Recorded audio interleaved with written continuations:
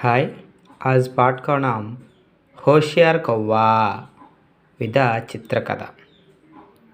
విద్యార్థులు అంటే ఈ పాఠాన్ని సంబంధించి కొంతమంది విద్యార్థులు మరియు పేరెంట్స్ సూచన మేరకు ఈ లెసన్ నుండి అంటే ప్రతి లెసన్ కూడా 2 పార్ట్లుగా చేయడం జరుగుతుంది. అంటే మొదటి పార్ట్గా అంటే ఒకే పార్ట్లో చేయడం వలన టైం ఎక్కువ అవ్వడం వలన విద్యార్థులు కాన్సన్ట్రేషన్ చేయలేకపోతున్నారని పేరెంట్స్ చెప్పడం వలన పేరెంట్స్ సలహా మేరకు వారి యొక్క సూచన ఆధారంగా హోషియార్ కౌవ అనే పాఠం యొక్క మొదటి భాగం కింద సోచియే, బోలియే, చిత్రకథక వర్ణన్, సారాంశ్ ఏదైతే ఉందో దాన్ని మొదటి పార్ట్లో చెప్పడం జరుగుతుంది. అలాగే రెండవ పార్ట్లో వ్యాకరణాంశం మరియు ప్రశ్న జవాబులు ఏవైతే ఉన్నాయో వాటి గురించి నోట్స్ వీలుగా విత్ ఎగ్జాంపుల్స్ ఇవ్వడం జరుగుతుంది. ఈ కథ చాలా బాగుంటుంది.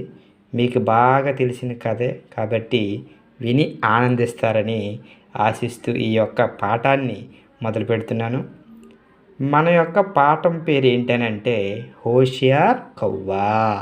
హోషియార్ అని అంటే క్లెవర్, తెలివైన.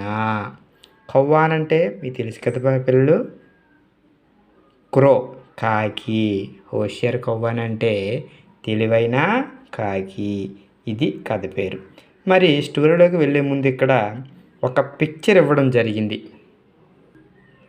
ఇక్కడ ఏంటి ఒక పిక్చర్ ఇవ్వడం జరిగిందనమాట. దాని యొక్క హెడ్డింగ్ ఏంటంటే సోచియే బోలియే అని. దీని యొక్క అర్థం ఏంటంటే ఆలోచించండి, మాట్లాడండి అని అర్థం. ఇక్కడ ఒక పిక్చర్ ఇవ్వడం జరిగింది. ఒకసారి చూసి ఆలోచించి పిక్చర్లో ఇక్కడ క్లియర్గా అబ్జర్వ్ చేశారు కదా పిల్లలు. ఈ పిక్చర్ని చూడండి, ఒకసారి క్లియర్గా అబ్జర్వ్ చేశారు కదా పిల్లలు. చూడండి, ఇక్కడ ఉన్న పిక్చర్లో ఏం కనిపిస్తున్నాయి, మీకు ఏం కనిపిస్తున్నాయి చెప్పండి పిల్లలు. మీకు తెలిసినవి చెప్పండి. అంటే తెలుగులో చెప్పినా ముందు తెలుగులో అయినా చెప్పడానికి ప్రయత్నించండి. Very good. లడక అంటే బాలుడు. ఇంకా చూడండి అమ్మా, బాల్ని గేంద్ అంటాం. బాలుడిని బాయ్ అంటే హిందీలో లడక అంటాం. అలాగే ఇంకేం కనిపిస్తున్నాయమ్మా, బీరువాని హిందీలో అలమారి అని అంటాం. ఇంకా చూడండి ఏం కనిపిస్తున్నాయో, బల్బ్. ఓకే, బల్బ్ అంటే బాలుడి యొక్క బ్రెయిన్ తన యొక్క ఆలోచనని స్ట్రైక్ అవుతాయి అని అర్థం.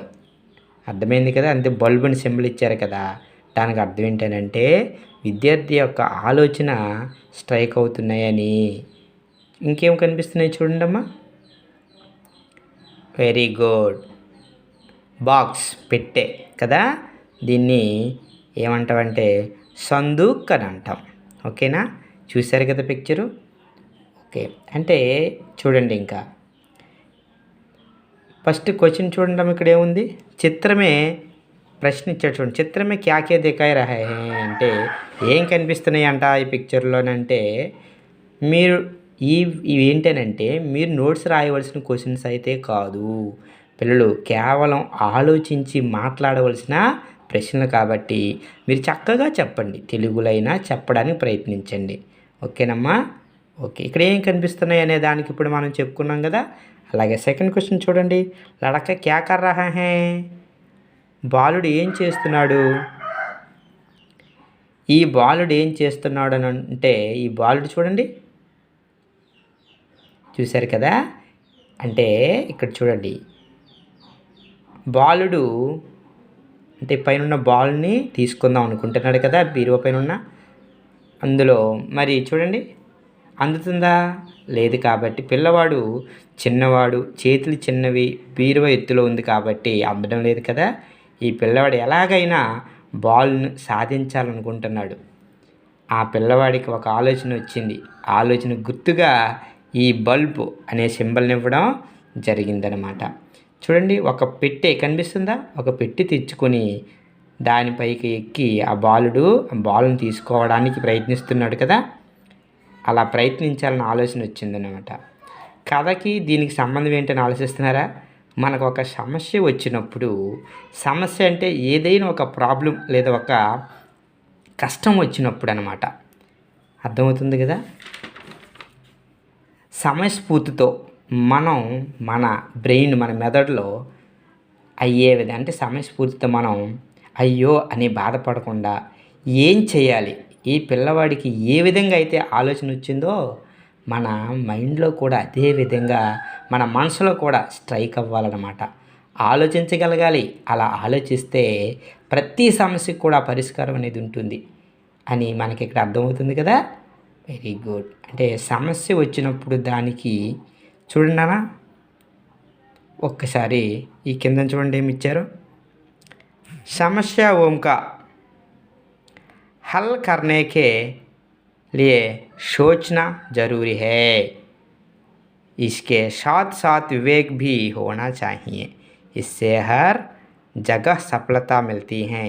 इसी प्रकार कुछ कल्पित पात्रों का सागर विवेक पाने की प्रेरणा देने वाली कहानी पढ़ेंगे। कुछ చూడండమ్మా, సమస్యओं का हल करने के लिए సోచనా జరూరీ అన్నాడు. అంటే సమస్య వచ్చినప్పుడు దాన్ని విడిచిపెట్టకుండా ఆలోచించడంతో పాటు వివేకం అంటే తెలివి కూడా ఉండాలని అర్థం. వివేక్ భీ హోనా చాహియే, అర్థమైంది, వివేకం కూడా ఉండాలని అర్థం. ఇస్సే హర్ జగహ్ సఫలత మిల్తే హై, ఈ విధంగా ఉండడం వలన ప్రతి చోట కూడా మనం విజయం, సఫలత అంటే ఏంటి, విజయం అనేది లభిస్తుంది. ఓకేనా. ఇసి ప్రకార్ कुछ कल्पित पात्रों सहारे विवेक पाने की ప్రేరణ దేనే వాలి కహానీ పడే అంటే చూడండి, ఇటువంటి కొన్ని కల్పితమైన పాత్రల సహకారంతో మన యొక్క తెలివిని ప్రేరేపించే విధంగా ఉండాలి. ఒక చక్కని కథని మనం ఇప్పుడు అలాంటి కథనే అంటే తెలివిని ప్రేరేపించేలా ఉండేలాంటి ఒక చక్కని కథని మనం ఈ హోషియార్ కౌవా అనే కథ ద్వారా నేర్చుకుందాం. ఓకేనా పిల్లలు, కథలోకి విందామా? చూడండి, హోషియార్ కవ్వా చిత్రకథ పార్ట్. తెలివైన కాకి అనేది ఇదేంటిది, చిత్రకథ. అక్కడ ఏం కనిపిస్తున్నాయమ్మా, పిక్చర్ కనిపిస్తున్నాయి కదా. ఇదేంటిది, ఫాక్స్ అంటే లోమిడి అని అర్థం. ఫాక్స్ కనిపిస్తుంది కదా, ఇదంటే ఏంటిది, ఏంటిది ఫారెస్ట్ 1 అంటాం. ఓకేనా. అంటే ఈ చిత్రం ఆధారంగా మనం ఏం చేయాలి, కథని చెప్పగలగాలి.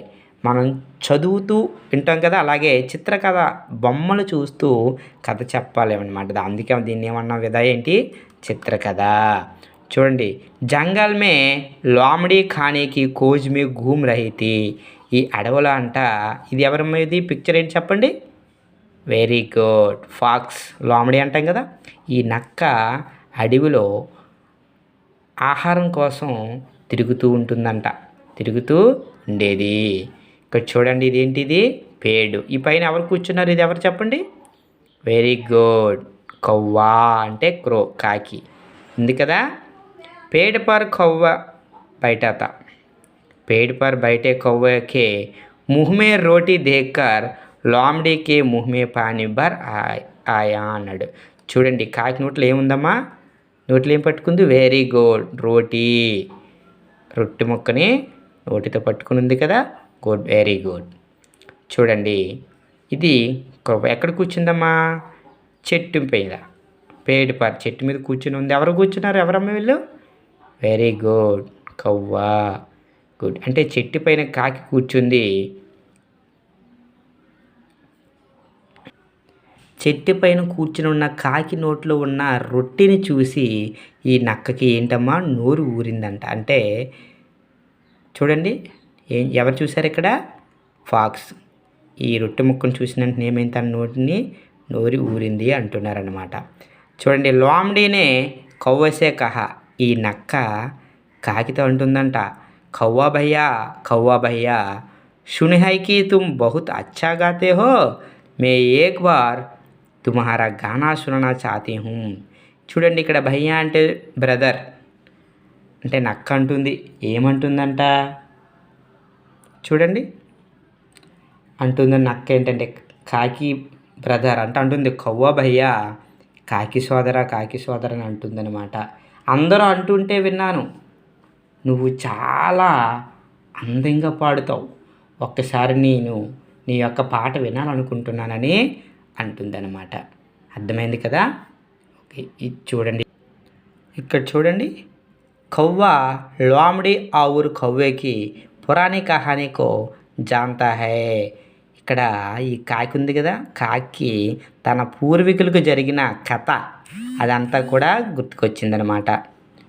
ఏంటి? పూర్వీకులు జరిగిన కథ గుర్తొచ్చిందంట.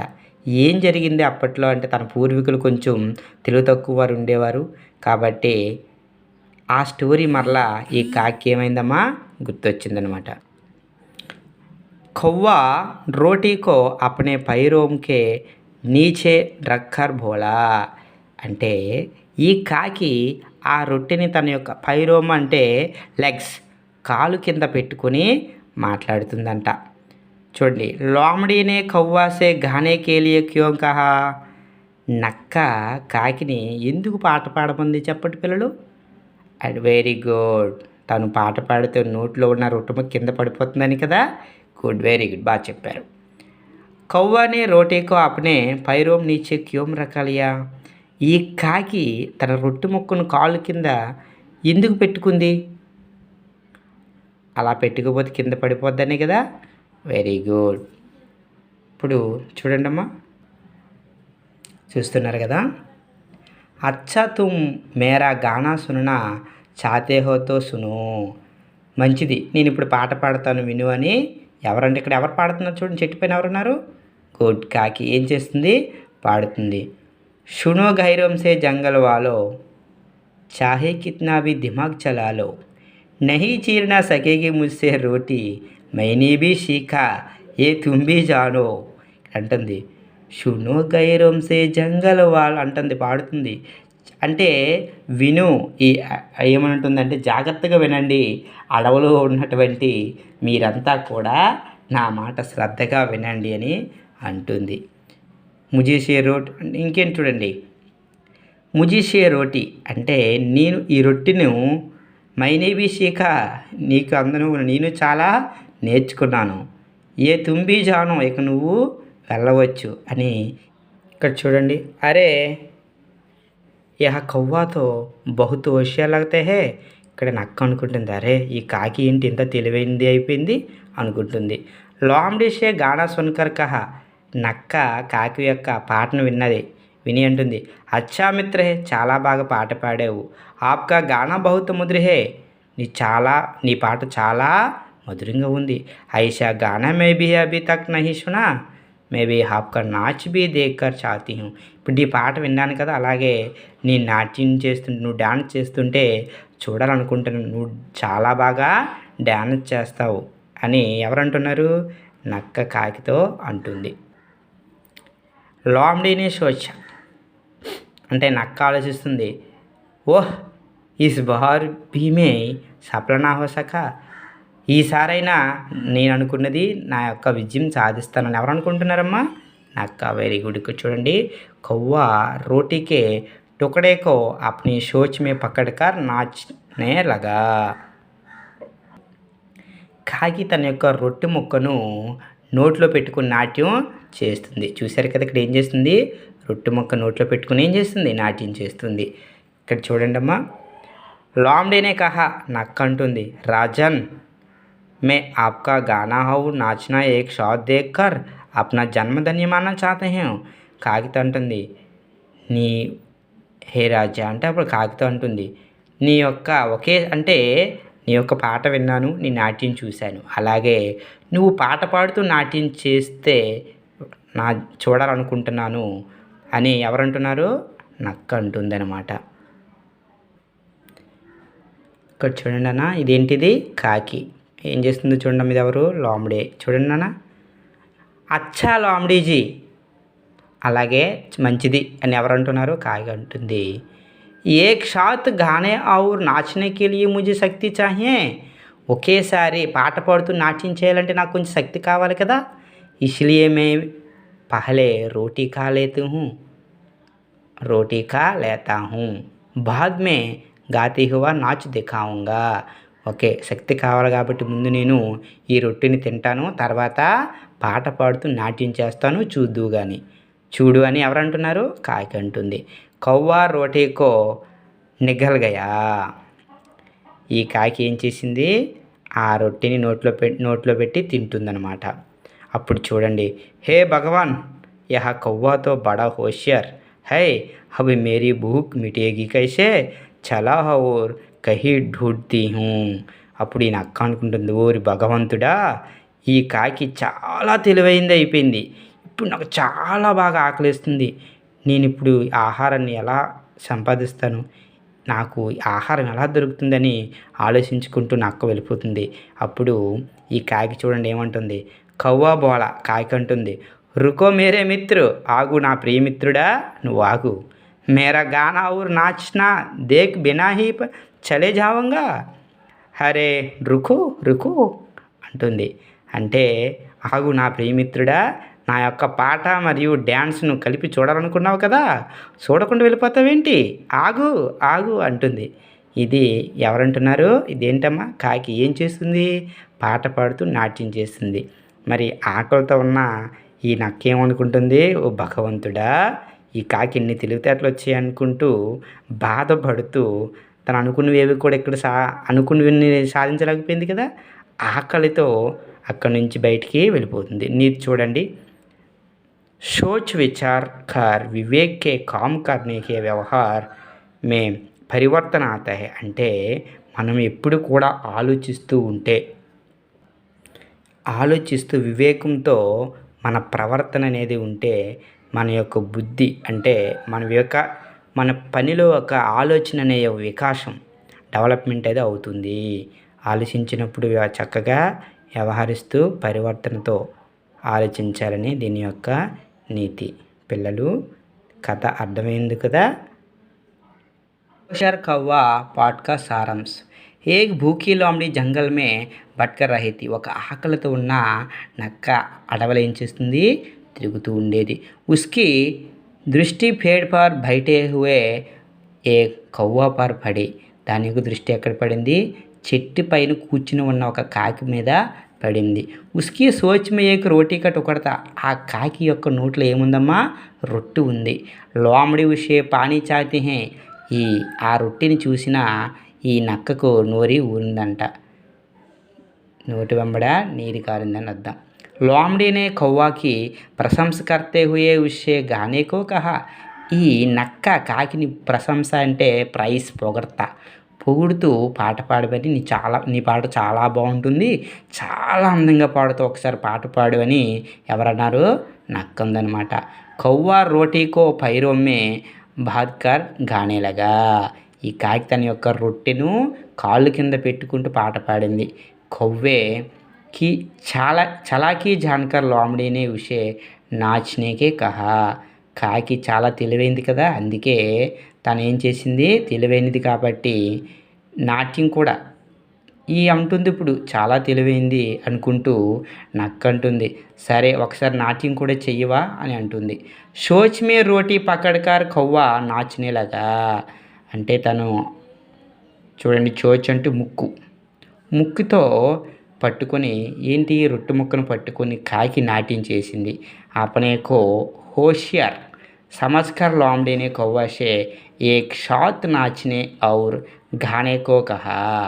అంటే తన యొక్క తెలివితేటలని ఈ నక్క కాకి ఇన్ని తెలివితేటలు ఉన్నాయనుకుంటూ ఒకసారి ఈ నక్క ఏమంటుందంటే ఒకేసారి పాట పాడుతూ డాన్స్ చేయమని అడుగుతుంది.